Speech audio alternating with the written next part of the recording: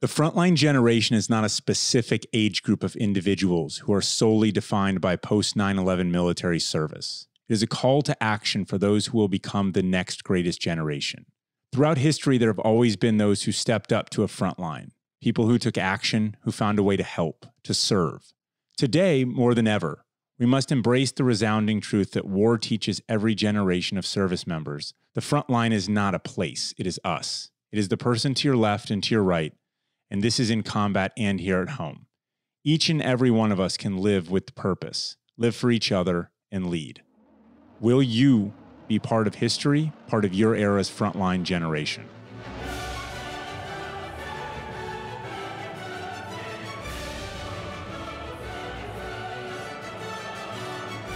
Welcome to Glorious Professionals, brought to you by GoRuck Media. I'm Jason, here with Emily in Jacksonville Beach, Florida. Our guest today on episode 19 is Marjorie Eastman. Marjorie served as a U.S. Army intelligence officer and commander. Her 10 years of post 9/11 military service include 2 combat deployments, one in support of Operation Iraqi Freedom, the other in support of Operation Enduring Freedom in Afghanistan. Her book, which is for me a great call to service more than anything else, is titled The Frontline Generation: How We Served Post 9/11. Marjorie is also the spouse of an Army Ranger, having met her husband Charles on a deployment to Iraq in 2003. How romantic. Marjorie, thanks so much for coming on Glorious Professionals. Oh, I'm so excited to speak with you guys. Thank you for the invite. And by the way, just hearing you read the epigraph to my book, I should have hired you to do my audiobook. That sounded good. It's a great opener. It really sets a tone for your book. I really enjoyed it. And, reading through the book, there's a lot of other great quotes, but I just kept coming back to this one. Because, a lot of what we talk about is what you tell, just the story in your book and in your career. Yeah. So for me, it really, more than anything else, what defines our focus here is service. Service to something greater than ourselves. And what I would like to start out with, what I would love for you to start out with for us is what drew you to service? So to date myself, I had just finished college in June of 2001. So I had the first job out of college. I was applying to grad school, paying my student loans off, and asking myself those questions like, who do I want to be? How am I going to make difference? How is my life going to count? And, I'm trucking away and, fast forward a couple months, September 11th, 9/11 happens. And it was just a clear call to service for me that I had to do something. I didn't know it was called service at the time, but I just knew I needed to do something. I didn't want to sit on the bench. I don't like bullies. So I was angry too. And so I started looking into options. Am I going to do the Peace Corps? Am I going to do a Teach for America? I just want to be part of my generation's story. And so I looked at all my options and I kept circling back to this thing called the United States Army. And it was a little shocking because, I don't have it's not like every generation in my family is, serve. Of course, we have the lineage of people serving the service. But it just was so clear to me. It was a way for me to use all my talents and just to be all in, mentally, physical, emotionally. I just thought this is it. And so I raised my right hand. So it's kind of a theme I've talked to a lot of buddies over the years. And I, by the way, I graduated at the same time you did, same year. So had the same kind of, it's a difficult time to be in your life regardless, right? Right. What am I going to do with my life? You feel all this pressure. You're supposed to be grown up when you graduate from college and provide for yourself and stuff. But Jason, but seriously, this is the thing I didn't know 20 years ago, is that we ask ourselves those questions throughout our lives. We still ask, how do I make a difference? How is my life going to count? It's not like you just get one checkbox and you're like, done, I think that's just in our humanity, that we want our lives to matter. At least that's what I've noticed and what I've talked with my friends. And we've all noticed is that, we still have that desire to do and be.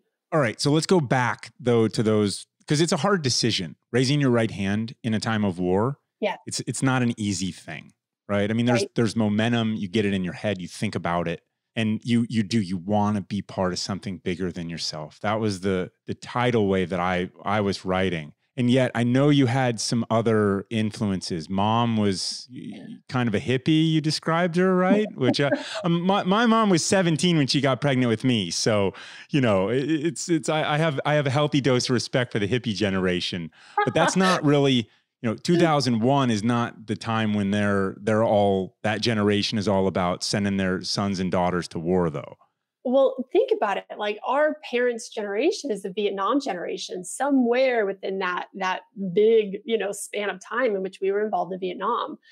So, my mom had like 4 of her brothers in Vietnam in 1 year. Because she grew up in a very poor farm family, and that's what you did. You didn't have an education deferment or bone spurs. So, I mean, that you served. That was the expectation. I think our civic expectation is that you served in the military, especially during a time of war. But you especially did that if you didn't have any other options. And I think that's interesting about what our generation is really, transforming the military and the perception of being a service member. Is that you and I had other options. I mean, you think about all the other people that we served with, we had other options. You don't join the military because you don't. So I think that's a little bit of the shift that's happened. Well, before, you enlisted with your 4-year degree. By the way, so did I. Awesome. And part of the big reason why I enlisted is because I spent 2 years trying to figure out how to become an officer, first in the Marine Corps and then in the Army. And the line was out the door a mile long, everywhere. Everyone wanted to serve. And it wasn't because the economy sucked. Okay. If you're out there being skeptical, like, oh, but the economy was, no. It was an overwhelming amount of people who just wanted to serve. And there was this call to arms, but there's a call to a lot of various positions. I mean, from other places that I considered, son of a almost hippie anyway. I mean, the Peace Corps, Teach for America, all that stuff. I mean, it was all on the table for me as well. And the military, just like you, I was mad. Yeah. And so my parents were not thrilled when they found out that I was enlisting. What drove you to say I'm enlisting? So I wanted to enlist. Well, number one, it made sense because I could choose the type of job. When you go in as an officer, they typically choose the branch that you will serve as an officer. So I didn't like that at all. And I always knew that once I got enlisted, I'd always have the opportunity to become an officer, right?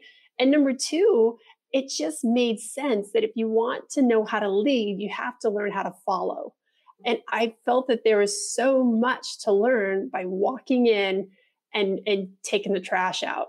And then, oh, by the way, I mean, I had PFCs and specialists that were making decisions that were, strategic decisions on the battlefield. So it's not like they didn't have influence once we were in combat or here stateside.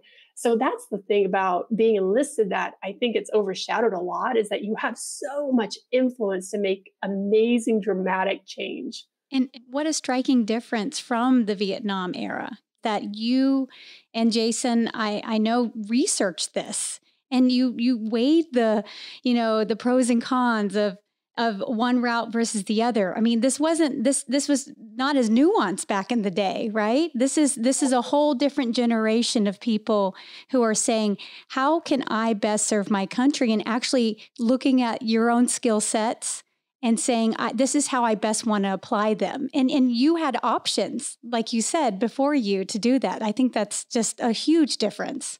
Absolutely. And, I wish if I was that same age today, I would be so excited and I would have chose the route Jason chose, but I didn't have that option 20 years ago. So I was like, gosh, I want to be at the tip of the spear. I want to be right on those front lines, which I my definition of front lines was totally different from, pre-military to actually when I got there. But I just wanted to be part of special operations. I wanted to be out front. I wanted to fight. And I wanted to use everything. Like I said, my mind, my emotions, my body, I wanted it all to come to, in synergy and attack, so to speak. So, what can a woman do within special operations? It's normally intelligence, or it's this thing called information operations. So I started looking down those lanes of how I could be in that mission set. Yeah, it's unfortunate that it wasn't, today, right? And you didn't have those options available. But an eternal optimist that I am, I like to think that you helped pave the way, right? You are part of those pioneers that have allowed the women in special operations today, the work that you did and the colleagues there. So, thank you for that. Well, thank you for saying that. And I can't accept that compliment without complimenting the Special Forces community, because especially on my second tour in Afghanistan, it was the Special Forces teams that immediately reached out and said, hey, do you have female interrogators? Can I take them on my mission? Can they come and sit in the booth and interrogate some of our folks? Because, oh, by the way, in this very prohibitive Middle Eastern culture, men can't talk to women, even if we're using interpreters. So having women out there was a force multiplier. So it all came together in the end, which was really cool. And I was doing the job that I dreamed of that I didn't even know I was going to be able to do it. So we're definitely going to talk about Special Forces on your second deployment. To jump very briefly to that, Special Forces guys are by nature problem solvers. That's really what we are, professional problem solvers. And let's say you go to a place where women have to talk to women. Guess what? If you don't have women, you're at a deficiency. So you're going to figure out a way. And one of the Special Operations Forces truths is most soft operations require non-soft support. So most special operations missions require non-special operations support. And, whether it's male, female, young, old, black, white, whatever, you want to do whatever it is to achieve your mission. So that requires diversity. Yeah, absolutely. And Jason, to what you're saying, that's exactly it. A lot of times I'd hear people say, well, are we setting women up for failure if we open all positions to them? But the way you need to look at it, if you are truly a warrior, is we need to ask, are we setting our mission up for failure if it is performed without women? Because it's always mission first, people always. And so, that's how we operate as a military and armed forces. We've always done that. You can look throughout all the wars, women, the Navajo code talkers, the Tuskegee Airmen, the OSS, the glorious amateurs of the OSS. Exactly. So let's go back though, and let's talk about what your enlistment process was like. Not the nuts and bolts so much as the big memories that stuck with you in terms of how you were prepared to deploy. Oh my gosh, I had good NCOs. It all came down to my NCOs because, I didn't get much interaction with officers, especially because I was in E4.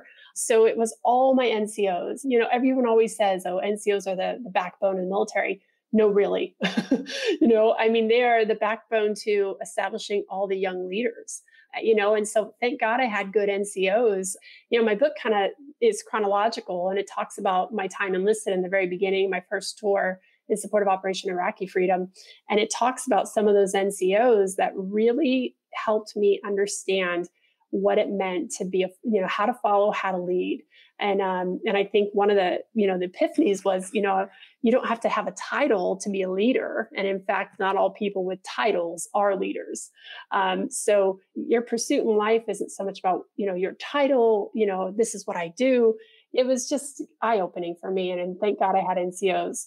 So war is obviously a really challenging place for everyone. Right.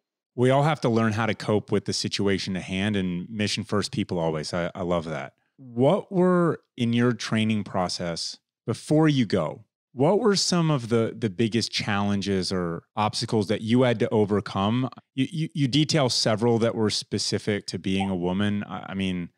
Take your pick, right? Seriously, Jason, those were my biggest challenges, is the fact that I was a girl, right? I was totally proficient on my equipment, my weapons. I was physically fit. My mind was exactly where it needed to be. I knew my MOS inside and out, and I was ready to go. But it was just little things, like I was the only girl or female, as we say in the military, that was part of this activated reserve unit. And so it was like, oh, well, where is she going to sleep? So we have to get different place, bathrooms, and it was all these little things that, so early on post 9/11, it was like, oh my gosh, how do we do this? But gosh, by the time I'm on my second tour in 2009 through 2010, the bathroom's got a flip sign and you flip it over, men or female, easy, keep going, we just were, in our own way, I think, as a military, because we didn't know how to do that yet. And we learned quickly. I'll give us credit for that. And I get the impression you weren't asking for these compensations. It was the military that, or the other people around you that were uncomfortable with it. You were fine with it. This is what you signed up for. I come from a very large family, and of that large family, I have 5 brothers. So I'm like, really, boys, got it. Let's go. It doesn't matter to me. I've always been an athlete. So I've always been on sports teams, and so I just, it was the military that, again, they just didn't know how to do it right away, but we definitely figured it out by the time, especially I would say we figured it out by 2009, 2010. So what helped you thrive then? Is it all your brothers? I mean, growing up, our daughter, she watches our 2 boys. They just beat each other's ass all day long. Right. I mean, they're just rolling around. I mean, it's just, occasionally there's some crossfire. It's, and they're 3 and 5. It's just, this is never going to stop. I mean, she's just around it all the time. She's not the type who maybe jumps in. Maybe you were, I don't know. Well, if I did jump in, I'll tell you this, I got a few bruises along the way, which is not bad. I don't know. I got to tell you, Jason, no one's ever asked me that question. I really appreciate that. And by instinct, I want to just answer and say, my parents, like I said, we grew up in a big family. Everyone had a job. Everyone was, we were a team. Everyone was helping. If you needed the salt and pepper, you had to sound off and raise your voice. Otherwise, it was never going to be passed across the table. So I learned to speak up early. But I think also, too, just because my parents have that solid blue collar, the work ethic, and, nothing's given to you for free, and my parents pushed, I think, very early on, don't ask why, but also ask why not? Why not you? And so they always made me believe I could do and be anything. And so I think that's what was early on. My fire was set. And how big was your family? How many siblings are we talking about?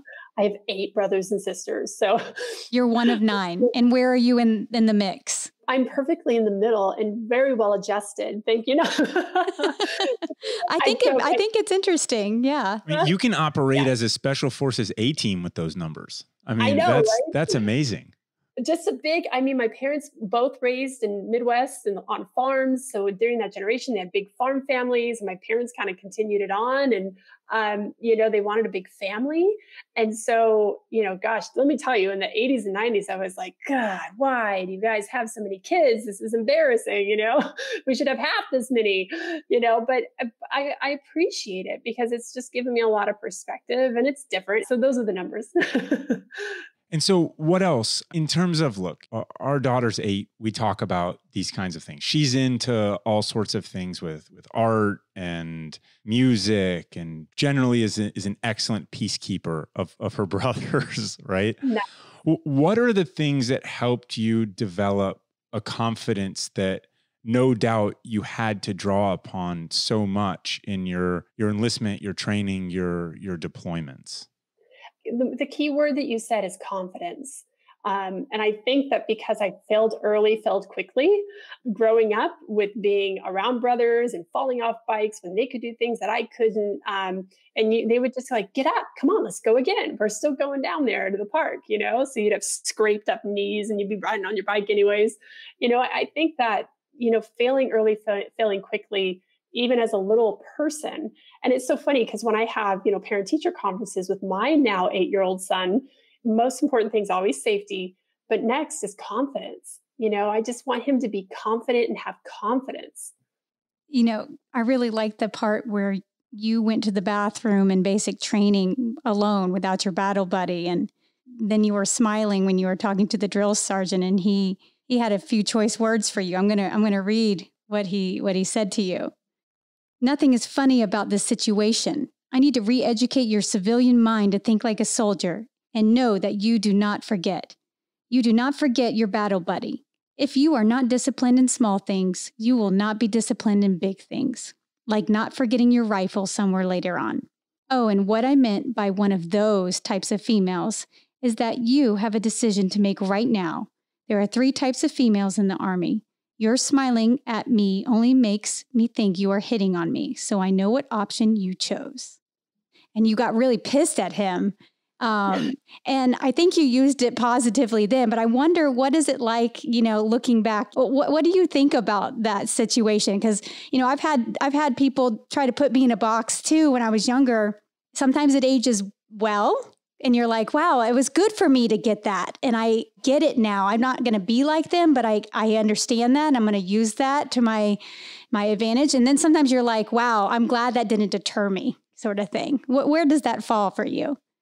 Well, looking back, sometimes I think, oh my gosh, why in the world was I so audacious to think that, I could decide for me or this or that, because people, there's so much to time and grade, right? When you have life and season.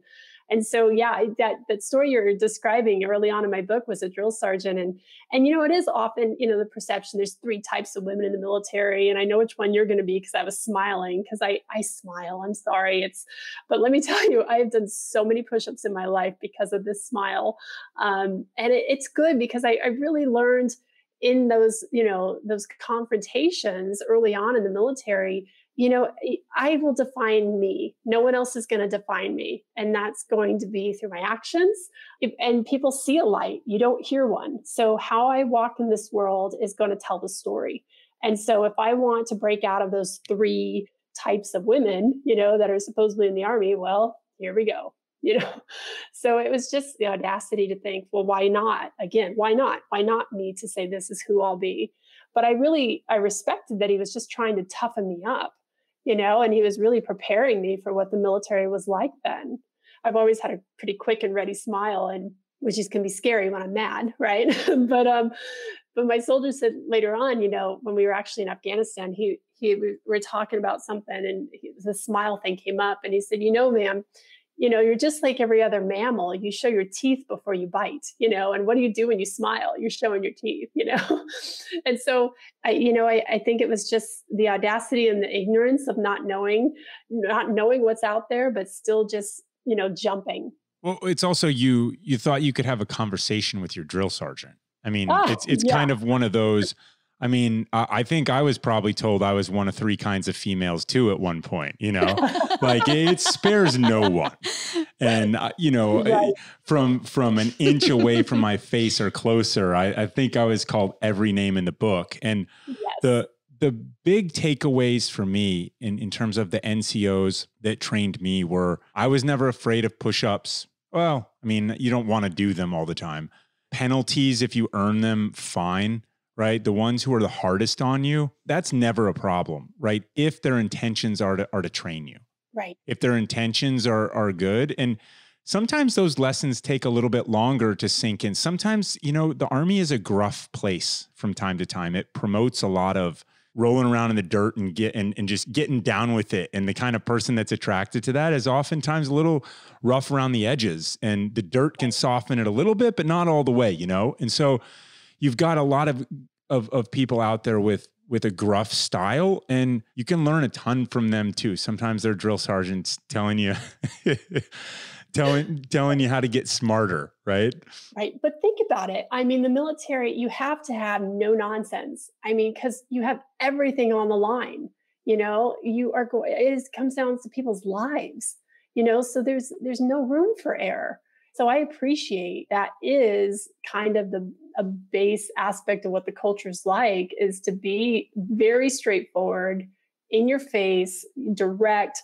It's so funny. I was this way anyways early on. My husband, he jokes with me. He's like, I don't think you understand the difference between passive verbs and active verbs. Because I'll just say, hey, grab the trash on your way out, instead of saying, hey, would you please grab the trash on your way out? Like, I'm not a passive verb kind of person.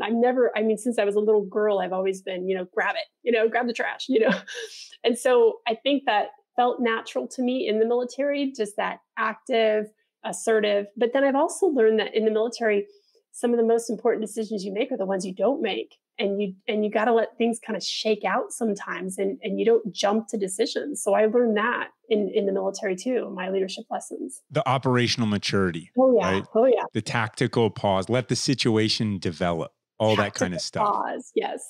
So let's talk about, lessons learned as an enlisted soldier. Again, it's just nobody is too good to enlist. That's my basic premise about enlisting in the Army is there's not a single person out there that's too good for that. I agree. You learn so much.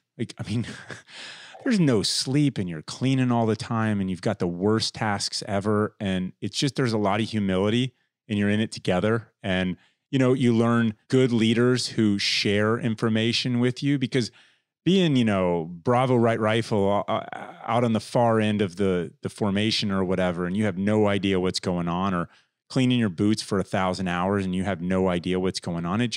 That's not fun. But as you progress, the great leaders will keep you in the loop a little bit more, right? Absolutely. And what were the big takeaways from your first deployment, your enlistment, and then as you transition to the O or the officer side? Well, you totally teed that up for me because it was that mushroom aspect. When I was enlisted, you probably have heard this in the military, like I feel like a mushroom, right? And I'll let everyone else in the military just kind of, chuckle. Everyone else that's non-military has to look it up. But being young enlisted, I felt like I didn't have the information and didn't, from the top down, I didn't get the guidance, and the commander sets the tone and the commander has to set the vision. And then, how well that is executed is by communications. And if you are not actively communicating, and so for me, that was one of the biggest lessons that I took away being enlisted is that when I become an officer someday, you better believe I'm going to have my NCOs in and they're going to be, right next to me all the time. And I'm always going to get information out to them, impromptu huddles or whatever, just trying to get information out, making sure, and open door policy all the time with everyone in the command group. So people could always come and ask. We had information boards set up. It just not feeling like what's going on is not a good feeling, but especially not a good feeling when in a combat zone. So that was a big takeaway, was to take away that mushroom culture, so to speak. All right. So let's transition to what are the differences, if any? So you're a female soldier on the E side, you're a female soldier on the O side. You're not just dealing with life on a military base. Nobody wants to read that book, right? Like, I was at Fort Bragg for whatever. I was at, wherever. Nobody cares, right? Where did you go and what did you do? What were the experiences? What were the lessons learned? What were the people like? What were the highs? What were the lows? It was a lot easier, later on as an officer, but I think that's only because as a female in the military, because I was married. I wasn't married when I was enlisted. That was a big difference between being enlisted those first 2 years versus when I was an officer. I was learning from him every single day I was in the military. And my kit was the best kit because I had, this former Armored Ranger, this special operations guy that was really setting me up for success on how it needed to look tactically, and so I'm going to go back and look at all your pictures and I'm going to judge both of you if anything's wrong at all. No, I'm just teasing. I will say, because I always love looking back at pictures of other people's deployments. Just one of those things, right? Because I don't have enough. It was before, there were cell phones everywhere all over the place. It was just a little bit before that. How many awesome pictures have been, if not ruined, severely diminished by how horrible those ACU uniforms were, though? Like, can we just get that out there now? Let's get some big questions here. Yeah. Well, that's the funny thing is I looked through my time in the military, those 10 years, I think I had, 5, 6 different uniforms. I had DCUs, I had the ACUs. It's just nuts. But that was just a testament to how much the military was changing and how we were rapidly, trying to respond to the current operations. Okay, so let's dive into Afghanistan now. Let's talk about what the role of intelligence gathering and how you all were operating. There's no such thing as a safe road over there. There's no such thing as like going to the mall and leaving your weapon behind. Obviously, right? This is Afghanistan. So right. Give us some of what was the mission set and what were the atmospherics on the ground? Right. So I was over there in 2009 through 2010, and I was in command of a full spectrum intelligence operation company. So my guys and gals, they were doing SIGINT collection, they were doing counterintelligence, they were doing interrogations, they were doing the full spectrum of how we collect. And so it was just the most fascinating mission set, because normally you get you're only doing this or you're only doing that, but it was really great to see it all come together. And so it was a very dynamic company element, because I was also in command of the support element, the typical HHC. There was so much going on. It was insane. So what's the battle rhythm? I mean, how do you succeed in that role in a combat zone? We've talked a little bit about the unique role of women. I mean, the unique role of 50% of the population is that you're the only ones who are authorized to talk to the 50% of the population who is also females in Afghanistan. What's the battle rhythm, daily life, to how much are you interacting with villagers? How do you succeed?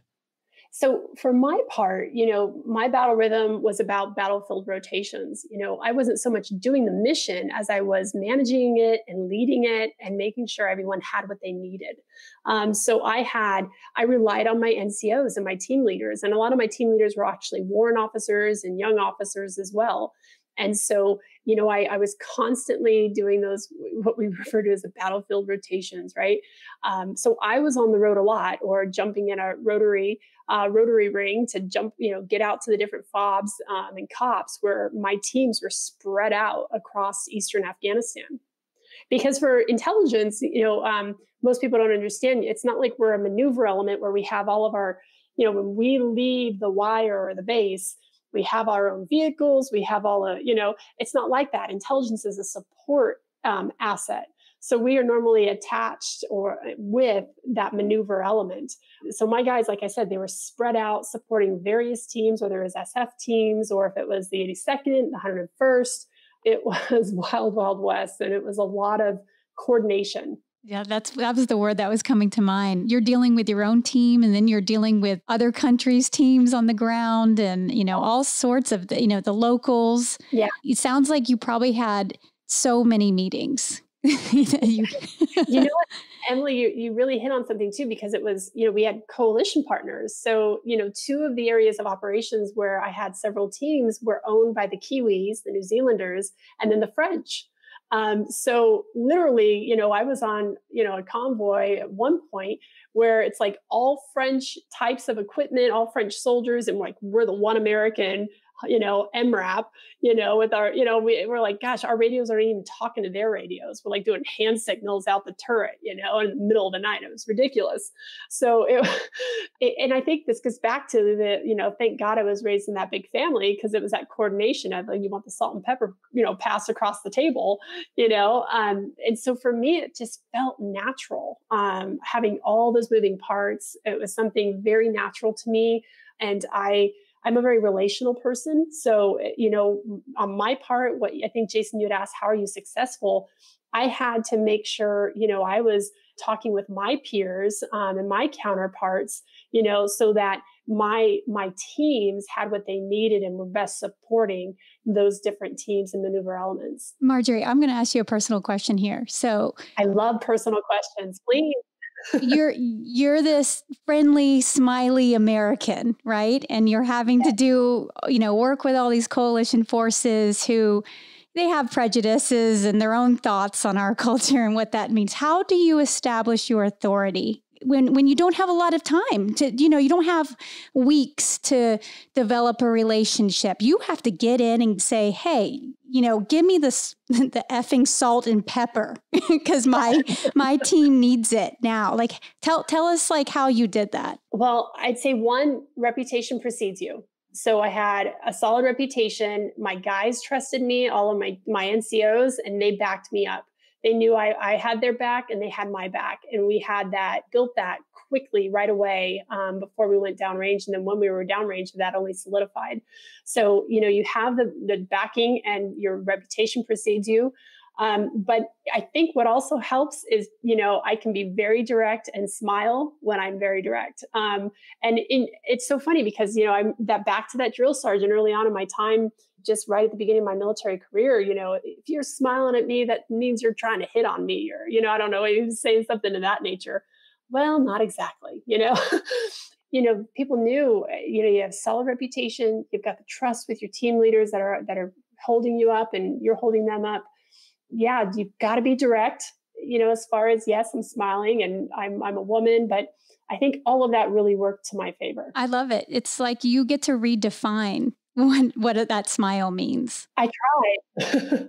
I tried. Yeah. And it's like, it doesn't have to mean, it doesn't have to be just one dimensional, it means, I mean business, I'm here, my team supports me. You saw, my reputation precedes me. I have the hall file. Let's work together. Let's get down to business. Right. And we can still smile about it.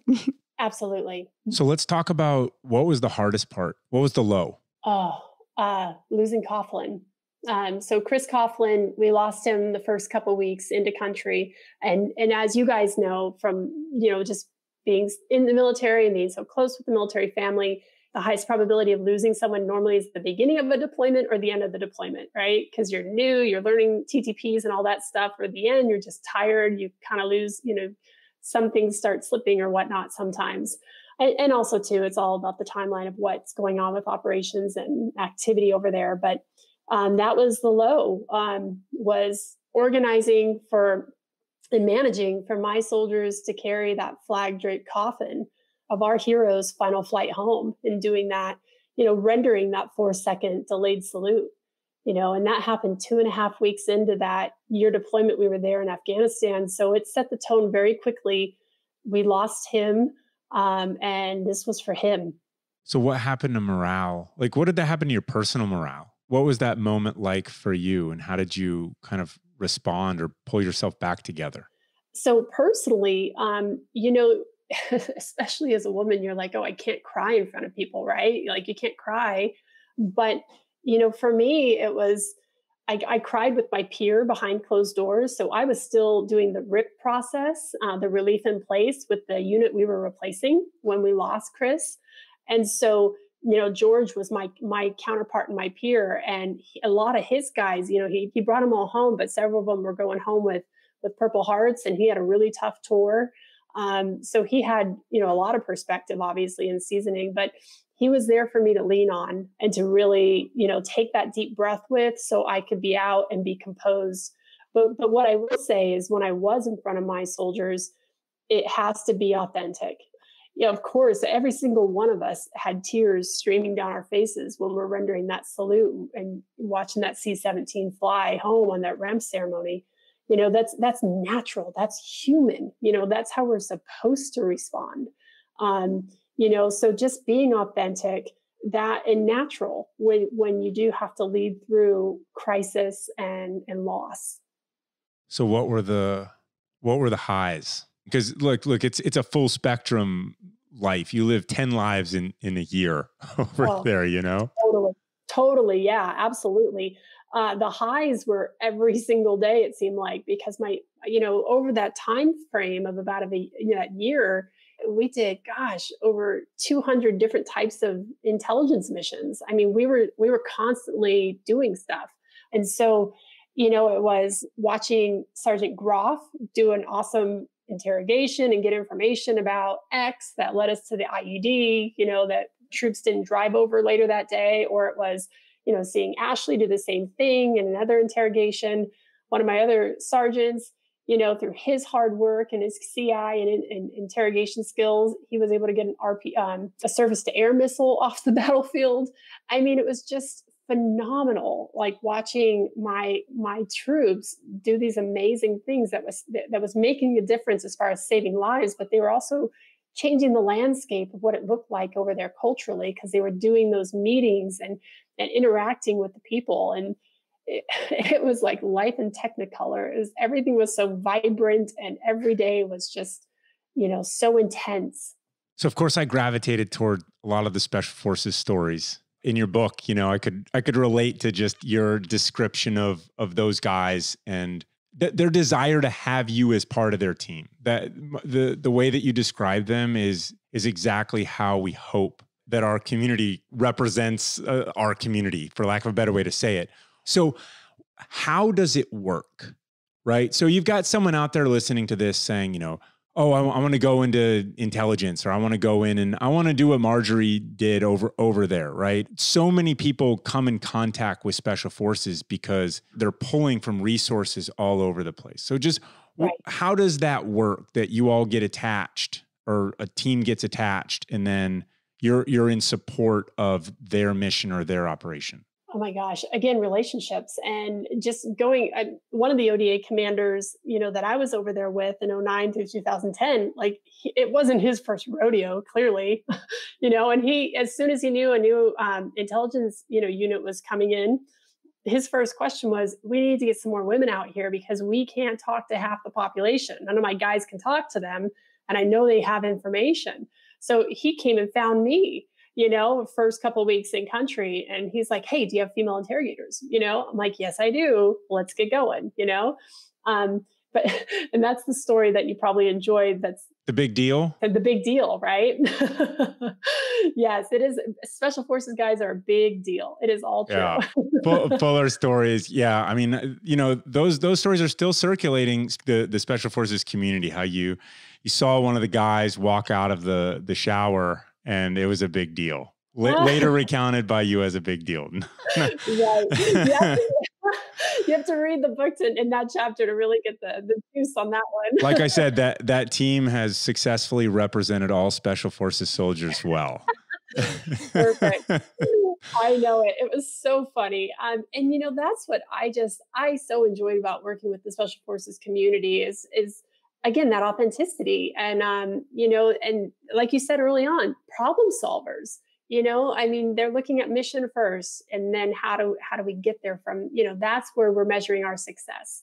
Not if, do we have this kind of person or that kind of person? It's so outside the box thinking. And I think that's how I fit well in the military. I'm a very organized, focused, structured kind of half German Shepherd kind of person, but I'm a lab, I want to play and run around and, I want to challenge, where you tell me I can go and can't go. So, that part of my nature fit well within the special operations and the intel side of the military. And to what you were saying, if people are thinking, gosh, I want to do that. I want to, well, do it now. Go tonight, start looking it up on the internet, talk to people. You don't have time to let your life go by and you don't want to regret not doing it. So find a way and absolutely encourage your girls. I don't think we tell our girls often enough that they have a role to play. They have talents that are absolutely needed in the military, not just the Peace Corps or Teach for America or everywhere else, but, we need more women in the military. So as you kind of take a step back and you have a decade now to kind of really reflect even more, because these are the questions I ask myself. So sometimes, I find someone with a similar story and I'm like, oh, well, what do they think about theirs? And I'm so proud of my service and the guys that I served with. The question I would ask you is was it worth it? There's lots of ways to serve. You go and you fight a couple wars and you see pretty horrific things. Was it worth it? So there are many ways to serve. And that's what I do talk about towards the end of my book. Because if you're 40 years old and you're listening to this, you're like, well, geez, I can't go in the military, right? Well, guess what? There are other ways for you to serve. But to your question, which I think is one of the most important questions, was it worth it? Early on when my book came out, I was asked to be on a panel with the Council on Foreign Relations. And I was so excited because I was going to be on the panel with people that I deeply admire, like Sebastian Junger, who wrote Tribe, and Gil Lamon, who wrote Ashley's War. And so I'm, filing on, if you can imagine, filing on to my Southwest flight, heading out to DC for this panel. I think I was Group A that time, so I could actually get the window seat. So I'm sitting on, the window seat, and I'm thinking to myself, this is going to be so exciting to be on this panel and talk about all these issues that we're talking about and things we care about, especially with, the people that are on the panel as well. And I'm thinking, what's going to be the most memorable part of this trip? And it actually happened on that flight. I had a World War II veteran sit right next to me. And, he had the hat. So I knew automatically he's a World War II veteran. And he was going to DC as well. And so what do veterans do once we realize we're with veterans? We start talking and we start doing the connect the dots, right? So we're doing that. And halfway through the flight, he leans in. He's like, can I ask you this personal question? And of course you want to, answer any question to a World War II veteran. What do you say? And I said, yes, sir, of course. And he asked what you just asked, Jason. He said, was there anything over there worth fighting for? And, I knew that question was going to come at me quickly when my book came out. And I was still kind of sorting through how I wanted to answer that and how I felt that. But I think inspired by the conversation I was having with that World War II veteran, my answer then, as it is today, is yes, it was worth fighting for because of the men and women that were to my left and to my right. Yeah. So take that a step deeper. I read that. That's my default answer too, right? I mean, Yes. there's lots of things that you can go do. You could have gone on humanitarian missions. And this is obviously when you're a captain or a staff sergeant or whatever in the Army, they tell you where to go and that's where you go, basically. It's not like you were responsible for launching the war, which into Afghanistan. I mean, I signed up to go to Afghanistan and didn't get to go, right? Yeah. But was it worth it 10 years later to be there in Afghanistan? And now we're at almost 20 years later, right? And we still have, what is worth it? Because I get it. That's the big conundrum about war, is that it is so rewarding in some sick way. It's so rewarding, but it's like, but is it worth it? Well, so I'll answer to this question to this. When you look at the front cover of my book, it's a picture of actually me, and I'm holding the hand of a little girl, a little Afghan girl that lived in the caves in Bamyan province, where the Buddhas used to be before the Taliban destroyed them. And that little girl today can go to school. Rewind, before we were there, girls couldn't go to school. So we know how that changes the trajectory of a culture, of an economy, of a society, when you are allowed to put girls in school. So that one little thing is already having a ripple effect. When I talked with, a Vietnam veteran over this last year that I was connected with, I asked him, how does he feel about, was it worth it for him? And he said, Marjorie, he goes, look at the tag on your shirts. If they ever say made in Vietnam, he goes, you better believe it was worth it, because we just built an economy that is now a world economy that is becoming more of a world partner, that is not confrontational and going down, and it just totally changed my perspective. Like, one day we're going to look at shirts and we're going to pull that tag out. And if it says made in Afghanistan, that's a measure of success, because that means their economy has grown to a point in which they're internationally exporting. It's just those little things can answer that question for us, but we can't mess up the end game. And that's where we're at right now, which is where I'm holding my breath, because it's frustrating seeing what's going on right now. So it's certainly nuanced, right? There's a lot of, because for me, the other thing that I think about, and I don't really want to trade the losses in Vietnam for a shirt that's made in Vietnam. Not that that's what you're saying. I agree that there was too much blood and treasure lost in Vietnam, and there's always too much blood and treasure. Absolutely. That's what we have to wrestle with. That's what makes the coming home kind of hard. Yeah. The call to service that you're very much spearheading. The part that I've thought a lot about is just the fact that we owe. Those of us who have gone and come back, we owe. It's not just the school that's in Afghanistan. It's the fact that you were able to make a difference while you were there and you saw what that felt like. And hopefully other organizations can come along and support that into the future when the wars are over from our vantage point. But it's what we learned in that experience that we bring back to our society that hopefully will, hope's not really a strategy, I get it, but will make us smarter from generation to generation. So that's the last part of my book. And there's a section titled "Service is a Force That Gives Us Meaning." And that's a spin-off of a book that's very popular that's called "War is a Force That Gives Us Meaning." But when you get down to it, when we serve in any capacity in which you are finding ways to be selfless and help others, that's changing us as human beings. And that has the ripple effect that we need as a society. And so, I think the biggest thing, the things that we overlook all the time about, not having national service in our country, because it's only been since 73 since we've not had some form of a national service program, which is, when you look at the span of our 240-ish year history as a nation, that's only a sliver, so that we've not had some form of a national service program. So we need a national service program because, oh, by the way, people who serve tend to come back and start businesses. They start charities. They become a force multiplier in our economy, in our culture. So that's the kind of influence you want to have in the economy and the culture, are people who have served and been selfless and helped others.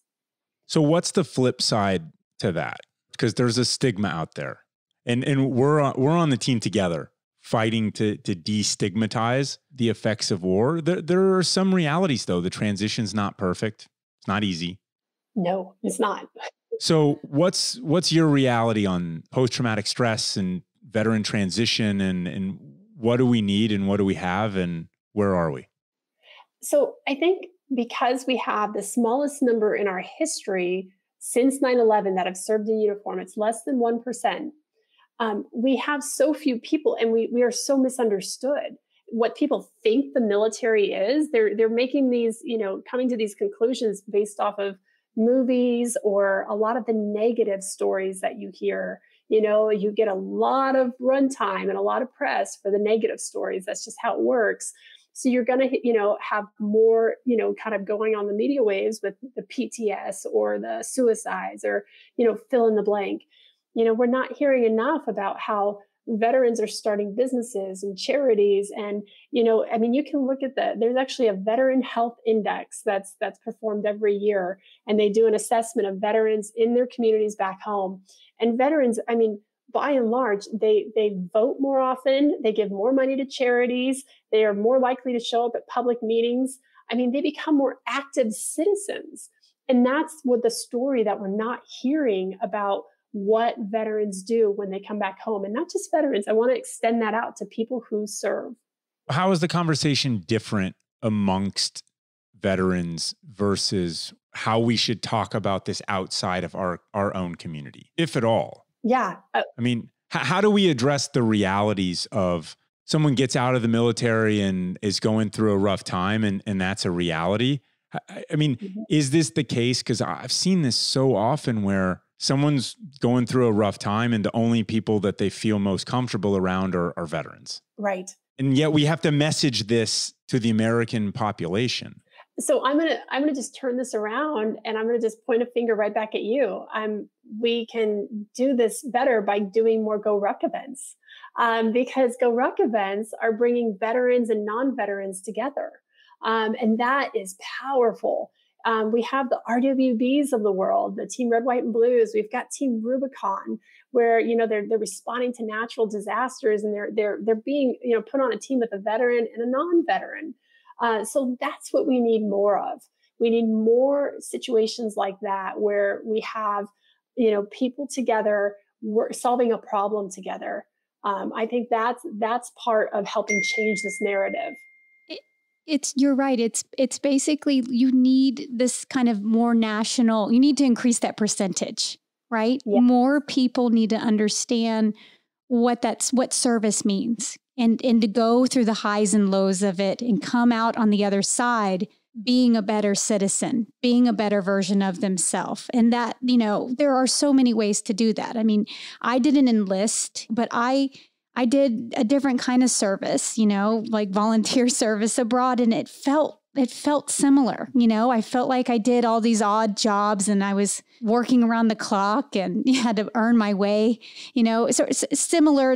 I didn't have as much freedom as I did in the United States. And then you go on and you take that and you apply it in a different way. And I loved what you said at the beginning. It's like, it's not just a one check the box that you do after you graduate college or something. It's like, there's constantly like, what's next? Like, how can I help my community? Like I struggle now with, I've got small children, but I have to just find other ways to help my community now, right?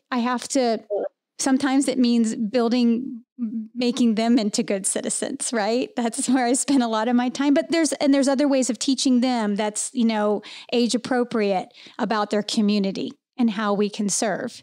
There's all these ways to build these bridges.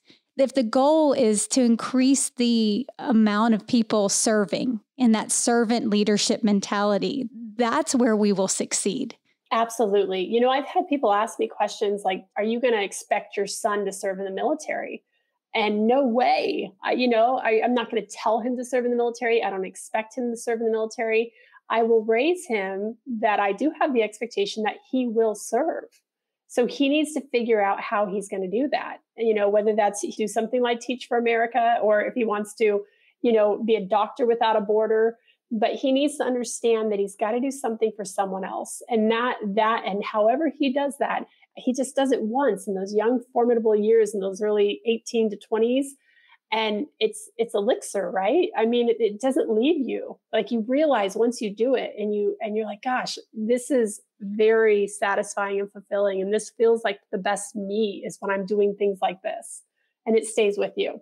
So speaking of Hank. Yes.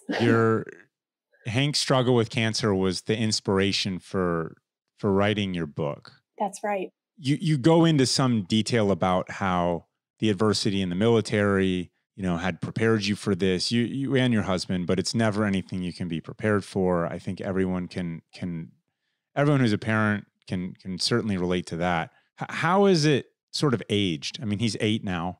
It's like you've got this book, you've got these 10 years of great honorable service. You're still smiling. Sorry, if you're out there, you can't see it. We can see Marjorie during this, and you're still smiling. Does it ever almost feel surreal, or like it's someone else's life, or what does it feel like? Oh my gosh. Well, so I just turned 40 this year, and so yes, because now I'm like looking back going, wow, I just did 20 years as an adult, technically. Right. And I'm so grateful for the things I've done, but of course I'm going to go back and say, man, I wish I did a little bit, done this or changed this or that, but at some point you got to always be able to go and reflect, but you've got to just be present and look forward. And so for me, it's, and with Hank, when he was 6 months old, he was diagnosed with infant cancer, and that was a special kind of hell. That by that point, I had no plans of writing a book. I was still in the Army Reserve. I was going to stay in the reserves till they kicked me out when I was 80.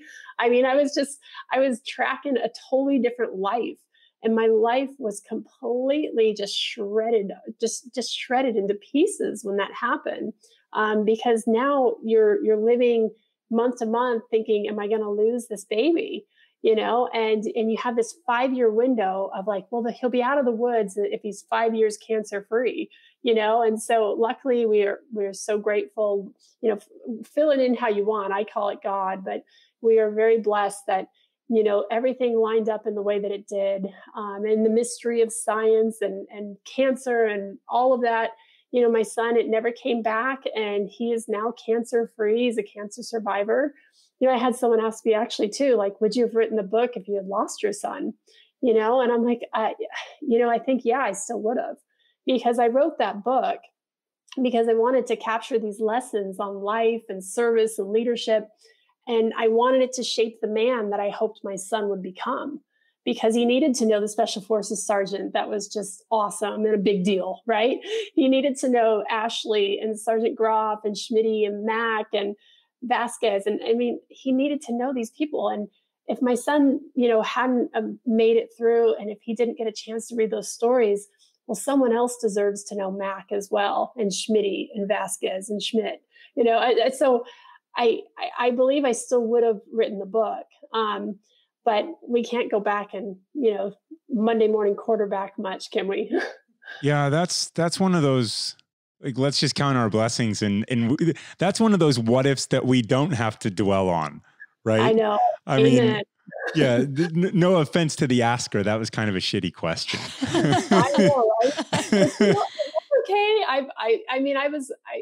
My last position in the military, I was surrounded by trained interrogators. They knew how to ask questions. So that's the funny thing. As soon as my book came out and I've done the circuit and answered a lot of questions, I don't feel like anyone's ever caught me off guard because, like I said, my sergeants and my interrogators really set me up for success in life with their questions. So just to sort of round it out, how do you describe the perspective that you have now from enlisting to being a commander to getting out and serving as a mom to a son who really needed you? Just the full spectrum. Like, what's your perspective? I feel probably like I'm 60 years old. Maybe I've lived the life of a much older person because I've been through a lot of seasons. And my husband and I, we talk about this all the time. It's like, God, no other shit can happen to us because, oh my God, we've been through so much, right? Like between all of his combat deployments, he had 17 combat tours total, for my tours, for our son's cancer. But the truth of it is, there will be more battles. There will absolutely be more. Oh my God, I can't believe this is happening. And I mean, here we are. Hello, pandemic. I mean, so there's absolutely going to be more bumps in the road for the rest of our lives. We've definitely had our share and more than our share. But I just feel like I am more fortified. I'm more resilient. I feel more seasoned, and I just feel like I have a better understanding of who I am, who I will be, and what I'll do with my life. It's just given me a deep reservoir. That's for sure. That's really beautiful. It's true. It's like we'd say the same thing. We feel like we've been through a lot, a divorce, remarriage, and, kids and living apart. I mean, nothing like 17 deployments. That's pretty incredible. But, I was reading your book and it's like all those times apart and, dealing with these big life and death problems. Right. And yet, here we are sometimes raising kids. And I'm like, wow, can I go back to that life? Just it was a little easier than negotiating with my 3-year-old, My God. So it's not like it gets easier, but the beautiful thing is that we are able to connect with like-minded people like yourself and then also, share these experiences with others, be it, over the airwaves or in person, and I think this is kind of a form of service in itself, right? It's this communication. It's this constant sharing. I mean, sharing and passing down of information, even if it's not always down, it's across, or, to our generation of hippie parents who are having to deal with this, in a different way, out of their control. They've got these children that they raise to be very independent and go off and do these things. I mean, I think about that for my own kids doing that, and it makes me kind of, get a little scared inside. I'm like, I know what I was doing. What are they going to do? And I think about it from a perspective of a parent now. So you're right. The struggles will continue, but in some ways you have a peace, where you've been through that and that you're going to deal with what's given to you. Absolutely. I love everything that you said. And yes, sometimes I wish I could just go back and be a commander one more day in Afghanistan, then again, negotiate with my little operator. I mean, because it is crazy. I mean, and being a parent is the scariest thing in the world. No one tells you how terrifying it is, but it is absolutely terrifying. And it is, again, that same little pendulum, it's the most amazing thing as well. Kids are war. That sounds like kids your next book. I know, right? That's a good children's book. Yeah. Thanks so much for your time. I know you got out of some bedtime duties. So on that regard, you're welcome. I know, right? This was one less night I didn't have to read the crayons and the color box book, and the dinosaurs got out one night, and all those fun books. Oh yes, we have those. But before we do get off, I just want to reiterate. I tried to flip it around and say, hey, we need more Go Ruck events, but I'm serious about that. I mean, what you two are doing is so important. It is always about the people. It's always about the person to your left and to your right. And that's not just in combat, that's here at home. And that's a lot of what the stories kind of round out and how they evolve in my book, is that we still have a mission. And we always will, because, when you were talking a little bit earlier about, transition and how do people understand veterans? Well, I can simplify it. You just need to understand we didn't have a prior job. Our prior job was called an oath, and that's a promise. It's a promise for action and for each other. So once you get that about us, that's again why we need a nation that takes an oath to do national service, because we need to be promise keepers and we still need to keep going. Well, there's a lot of value in honoring service too. I mean, not to just completely debunk this idea of the divide or the 1%ers who serve in the military, but this idea of how we treat those who serve has evolved so positively and so significantly since Vietnam, which has happened in a very short period of time. And so some things take time. I mean, the big question I have is where's our JFK moment? You know, instead of go to the mall to support America, how about go serve America? You know, instead of just looking so much at us as individuals, where's the look out to us as a team, a nation, stuff like that? And, you know, I hope it's brewing. I think that this frontline generation, as you call it, is very much leading the charge on that front. And so as we say at GoRuck, we just hope you join us. This is what we're doing. This is what we're about. Come join us. And we're part of that bigger, broader movement. And we're glad to be fighting on the same team with you. You are the frontline generation. Absolutely. Yes. You know, I do think that the frontline generation is, you've drawn the line in the sand. And I think, you know, calling it that is what it is. And, you know, I'm looking to see that continue to grow. Awesome. Well, you know what, one of the last thought is, you know, I learned in the military, change happens for two reasons. It's either, you know, crisis or inspiration. You know, we were under crisis a lot because we had to transform so much as a military to the force we needed to be. But inspiration can also do it. I think we have a crisis right now with what's happening in our world. And it is brewing, Jason. I think it is totally brewing. And, you know, the best way that we can get there is to continue to be a community in ways that we can, even if it's getting together for our GoRuck event. I mean, because, you know, the closest way to form bonds is either, you know, again, through crisis or debauchery. So, you know, let's get on this. We don't have to make these crises. You know, we can just enjoy being with other people and building this together. Marjorie, we love you. Thanks so much for coming on. Keep up the great work, and we'll chat soon. Thanks, guys.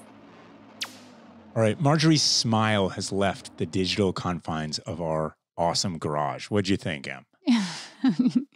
You know, it's not often that I come across someone these days that I feel like I could have swapped places with them and been very happy doing what they did and then doing what I did. And I feel that with Marjorie. Like, you know, she was in intelligence. She became an intelligence officer commanding, you know, a whole team. And, you know, I feel like there were probably parts about, you know, her career that I missed and I was looking for, and I chose a different track. And maybe there were parts about, you know, what I did that she was looking for. And I feel like, you know, we would have probably been great teammates together. Yeah, it's really cool when you wish you had two lives so you could do all this other cool stuff, right? Because you don't get to go be a fighter pilot and a Green Beret and a CIA case officer and an intelligence officer all at the same time, right? You gotta sort of choose. And, you know, at some point, the details, it does reduce down to, were you satisfied with the mission? Did you enjoy your time serving with the person to your left and your right? And it's always a yes. Yeah, but she's right. This frontline generation, right? We have this in common. We not only kind of answered a call to service, we sought it out, right? And ended up here. And it's incredible to me to think that 0.5%, that's what we're talking about. It's not the 1% that everyone talks about, like, you know, who's the richest people in the country. It's talking about the people that have actually, you know, kind of signed up to serve. And she's basically saying, you know, let's do more. Let's make it a national service, you know, requirement. And, you know, when she talked about with her son, we talk about the same thing, Jace, where we don't care how our kids serve, but they're going to serve, right? Yeah, or they're going to face us even more than they already do. Right, yeah.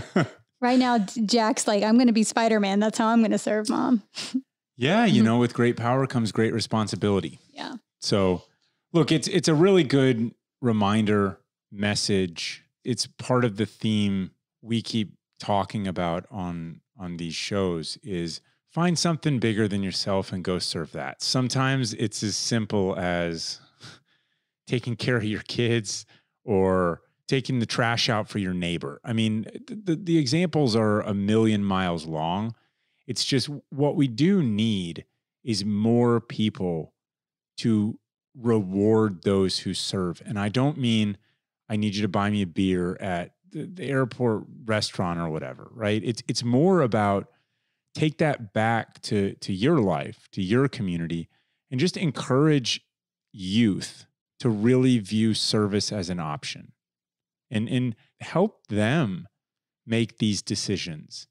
Give them exposure to things that will push and challenge their brains and their horizons and get them out and have those conversations. And there will always be other ways to serve no matter your age. And yet there's something really rewarding about encouraging someone else to serve. You know, our kids have one of their babysitters who she's in kind of a funny stage. She just graduated from college. And, you know, a few months ago, before all this COVID stuff happened, we were chatting with her and she'd never really hung out with people like us. And by people like us, I just mean people who had gone to these crazy, weird places with these weird organizations with big names and, you know, kind of served that way. And lo and behold, after a few conversations and her not feeling completely kind of comfortable, didn't want to just go and get a job, just heart wasn't in it. And she ended up joining the Peace Corps.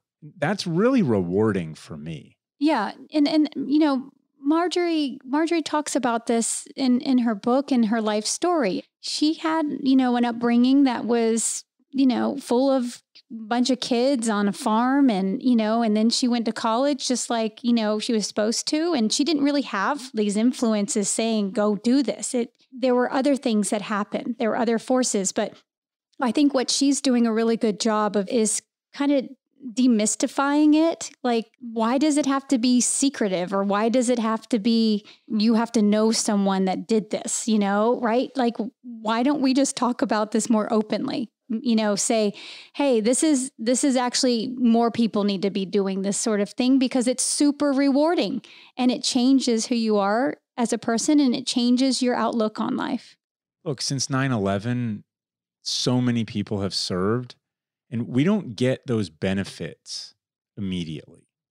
You know, war is this huge, there's nothing else like it because it's such a horrible thing. And yet it creates outcomes in those who go and serve in it that they take with them for the rest of their life because it's such a seminal thing to do.